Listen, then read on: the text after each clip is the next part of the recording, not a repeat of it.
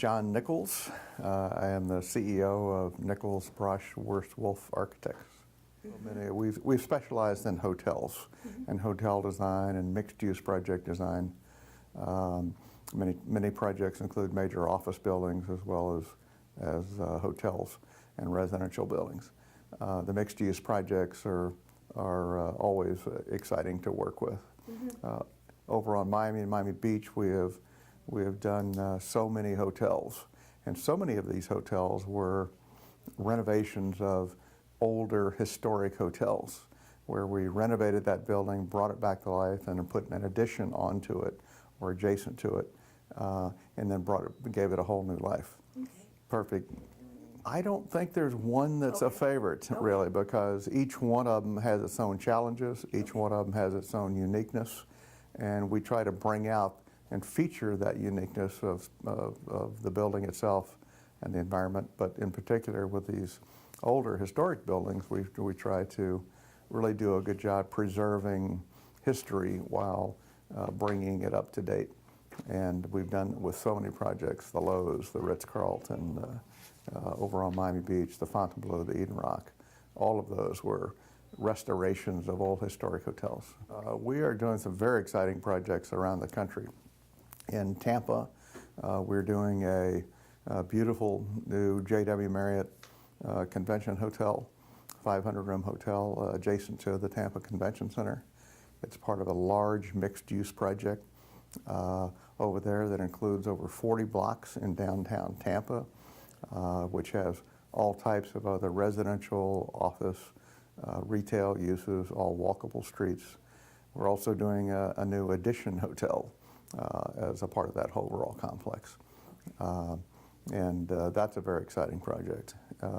In downtown Miami, we're working on numerous major projects that are part of Miami World Center up there that are numerous residential buildings as well as hotel buildings. We are also designing the new 1,700-room Marriott Marquis Hotel, Convention Hotel, as a part of Miami World Center. That's a very exciting, very large project. That's a game changer for that whole area with about 600,000 square feet of meeting space. So it's a major group business hotel for downtown Miami, spectacular hotel. And then lastly, we're doing a very exciting project in the old historic warehouse district of New Orleans. We won that in a design competition. And this is for the World War II museum that's right there in the old historic district. So we're doing this new 230-room hotel there that's underway, about to get under construction shortly. So that's an exciting, different kind of project. We've always followed the same general principles of architecture and planning and good design. I think there's been recently a lot more focus on contemporary design, where you're freer and the forms and shapes are beautiful forms that provide a unique look to a building against the skyline. But I think the planning principles and the organization of these projects basically is still the same. You really, in hospitality design, it's all about the guest experience and making sure the guest is really wowed by what they see and feel and touch, and have a great experience in that hotel. Again, we collaborate. Architecture is not just, in our firm, is not about one person. It's not about me. It's about a group of people that work in collaboration with each other.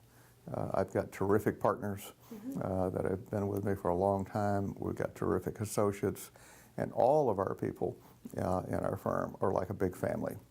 We really enjoy what we do. We collaborate together, and the final design of a building is a collaboration of many different people's input, into that project.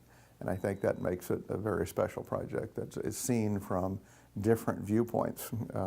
Sometimes it's viewpoints of, the organization and planning. Sometimes it's the overall impact that building has, in its environment and how it's situated and how it relates to the public realm of the streets.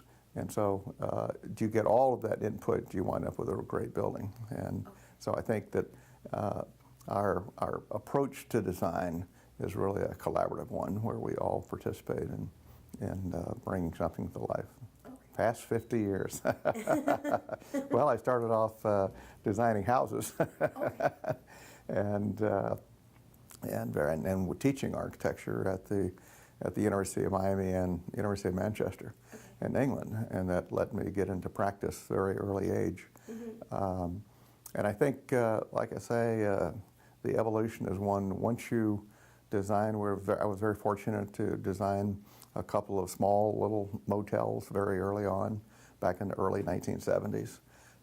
And that led to the next one and the next one. And we have built a great reputation in the hospitality industry, nationwide now. We work all over the United States and through the Caribbean and Mexico and South America. And we've become known as specialists in hospitality design. But I think that's come from doing a good job and making sure that you're doing a good job for your client and always respecting their needs and wants and desires.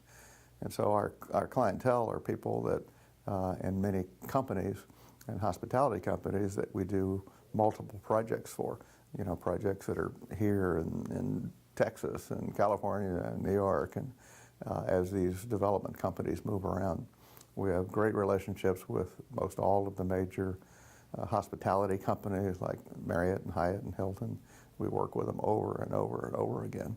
So I think that we've taken great pains to make sure that we're client-oriented and that we're all about the project and that guest experience and the user's experience and doing something very special. We did. I was selected as a graduating student from the University of Florida to go to England and teach architectural design at the University of Manchester in England.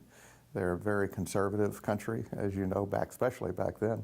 This was in 1966, and so it was really an honor to be able to go over there. And while I'm teaching these young students, I'm also learning, a little bit different philosophy in how they approach things and design over there. But I was also trying to teach what I thought was the appropriate approach to problem solving. Design and projects were always about solving problems and simplifying architecture and simplifying needs. But the best thing was that they didn't go to school very much. There were long vacations for 4 and 5 weeks at a time. So I got in my little car and drove all over Europe, all through mainland Europe and France and Spain and Italy. And so all of the historical information and that I was taught about architecture, I got to see it firsthand very quickly. And I think I brought back, back then was when we took color slides. Probably brought back 1,000 slides, pictures of cathedrals and everything you can imagine. But that experience early on, right after school, of seeing all the great history of the architecture throughout all of Europe was spectacular, and it just definitely influenced me. I loved a lot of the classical lines and the classical looks and forms and proportions of these buildings.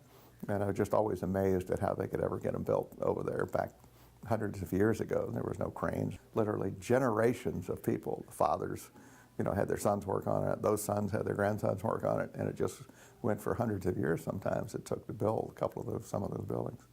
So it was a great influence.